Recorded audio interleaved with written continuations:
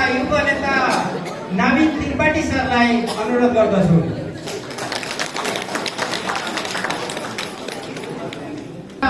हाम्रै सेन्जा हजुर चौपारी गाउँपालिका निवासी सहमहामन्त्री गण्डकी प्रदेश सहमहामन्त्री कृष्ण प्रसाद लम्साल सरलाई विशेष अतिथिको आसन ग्रहण गर्दै अनुरोध गर्दछु।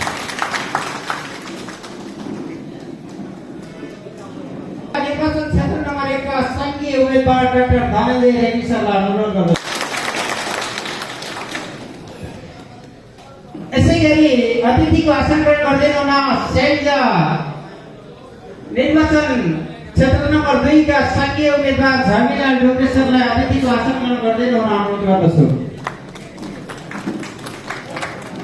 यसैगरी सेन्जा जिल्लाबाट समानुपातिक उम्मेदवार विश्व गुरुङ सरलाई अतिथिको आसन ग्रहण गर्दै अनुरोध गर्दछु।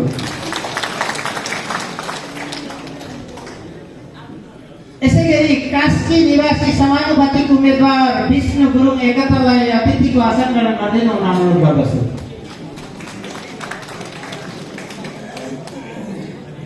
पौडेल सरलाई आसन ग्रहण गर्दै अनुरोध गर्दछु।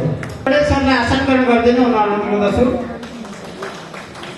यसैगरी बागमती प्रदेश पूर्व महामन्त्री जिता बराललाई आसन ग्रहण गर्दै अनुरोध गर्दछु।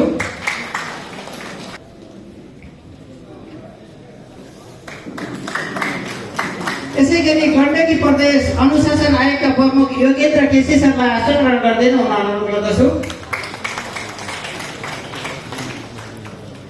यसैगरी अल नेपाल भूपो संघ केन्द्रीय उपाध्यक्ष तथा सेन्जाका अध्यक्ष गजबहादुर थापा सरलाई आसन ग्रहण गर्दै अनुरोध गर्दछु।